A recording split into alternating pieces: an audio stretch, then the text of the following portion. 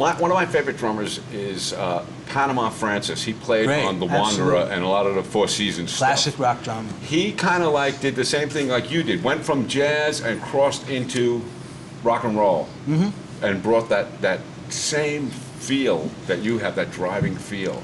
You know, tell me about a guy named Johnny Coleman. Johnny Coleman.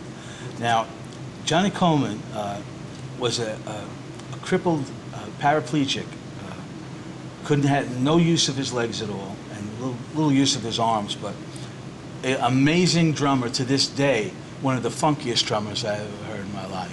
And what he would do is he would come into a club. He was playing with this band, Ronnie Speaks, who I actually joined after Johnny left, my first rock band. But anyway, he would come in, he would sit down at his kit, and he would strap his feet to his bass pedal, you know, and he had use of his arms. So what he would do is he would play the hi-hat and the right cymbal with his right arm, and then hit his elbow onto his foot that would kick the bass drum. And he went back and forth like that. I mean, he devised this way. I mean, he just had a sheer will. He made this thing, and he was so funky. He played all these offbeat, accented bass drum beats, like, you know, coming from the South, and just incredibly funky. And he was my rock and roll teacher. You know, he showed me a lot of cool rock beats, but he was just amazing. I mean, he had just determination, and, you know, he couldn't walk, you know. I mean, he had to go from his kit to his wheelchair. Just amazing. I mean, well, I thought your drum style, you know, your bass drum especially, is very sporadic. It doesn't follow the normal thing. And I always wondered, was it because the Rascals was only organ, guitar, partly, and drums? Sure, partly. There was no bass, so there was no limit to what you could do. You could lay that bass drum wherever you wanted. Absolutely. That was part of it, and part of it was what I learned from Johnny, because he was playing one of those sparse, accentuated little holes. You know, wherever there was a hole, he would fit something. Whether they had a bass or not, he was just find the areas. Well, but I can only imagine that the end of Come On Up, when it breaks down and it's just the drums. Oh, sure. I could see that now. Yeah, you can see it. I mean, but you had to watch. Watching this guy was like amazing, you know. And he was just, you know, just wonderful. That's great. Yeah, but that's pretty much it. But not having a bass gave us a lot of room. You know, Felix picked those bass pedals on the B3, and we just, you know, we played off each other very closely. And you know, he had holes, I had holes. So I would, you know, like again, Come On Up's a good example. When you listen to that song, there's no pattern for it. You know, I mean, it's just where it is where it is. You know, it's funny, but if you played in a cover band like I did when I was a kid, you have to figure out exactly where you did those things, or it didn't sound. Good luck with that. I mean, I would. It was so great where you laid the stuff right in there. Good Lovin's the same. You know, kind of the same way.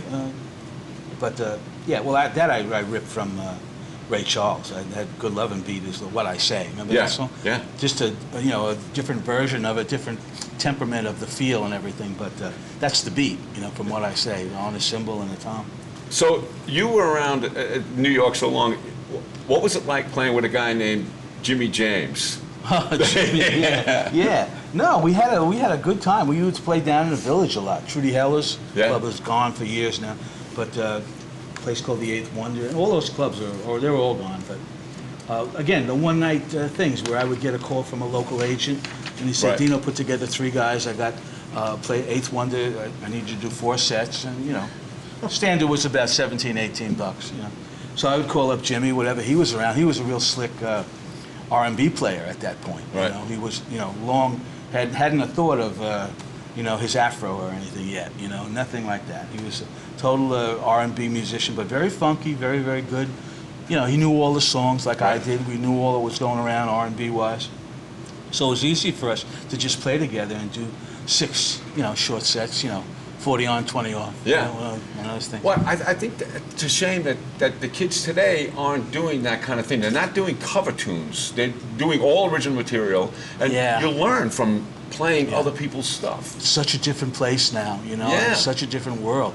I mean, first of all, there aren't that many clubs anymore to even do that, you know, that would even let you play top 40 stuff, you know. I mean, Yeah, it's a different thing now. Well, the cutting room is definitely one of the places you can play top 40 in.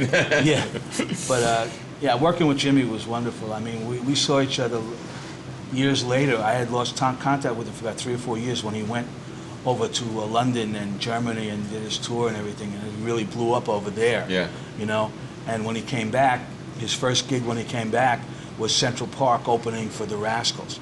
It was a Schaefer Festival or something like that. Yeah. They used to have them in the summertime, and he opened for us, and I was, you know, I hadn't seen him in years, and I mean, he just brought us all to tears. You know, it was the first time we saw anybody light his fire on guitar and all that stuff, and he was just, you know, the sounds he was getting out of him, just incredible. I went backstage to him, and you know, we hugged each other, and we said, you know, we're both making it now. We both, you know, it was great that, you know, he was making it. He heard a lot of music in Europe, and said he was so happy for me and everything. It was really a wonderful night that we got to see each other. But he was like, you know, the scars, the boas, and all that. I mean, he just, you know, whatever happened to him, I mean, it was just a great experience. Must be quite a shock to see him. Oh, it was. Just go back and go, wow, what happened to you, man? Yeah, I mean, I just didn't believe it. I mean, oh, Jimmy, what happened? You know. But then when he started playing, it kind of all took shape and everything, you know. But and Mitch Mitchell was no slouch on the drums either. Oh no, Mitch was great. Yeah. No, that was a fun night. Both. I mean, we had to actually wait. I mean, after they played their set, we couldn't go on right away. It was just too much. The crowd was in such shock from what they had seen and heard. You know, I mean, like we were, like everybody was. No one had ever heard anything like that before. I mean, saw it. You know, so we were just, you know, we were supposed to go on like in 15 minutes. We were following, but we had to wait. The crowd was buzzing, and you know, just had to be at least 45-minute wait, almost an hour, before we could actually get our bearings to go and do a show. Luckily, we did a really good show that night, so it worked out really good. But you know, following that was. I heard that from other people too. That following him was like. Yeah. Well, following him and following Sly was another one. Yeah. You know, we did a couple of concerts with Sly in L.A. in the early days that was impossible to follow. He just, you know, between forget his bass player, Larry Graham. Larry Graham. Yeah. I mean, between Sly and Larry Graham, the walls would literally shake. I mean, and just, you know, the spirit of their music was so joyous, you know. You just couldn't follow them. You know, we had to, again, wait until we would go on, you know. But, you know, it was great playing with them. It's just... Those were great days. So. Oh, amazing.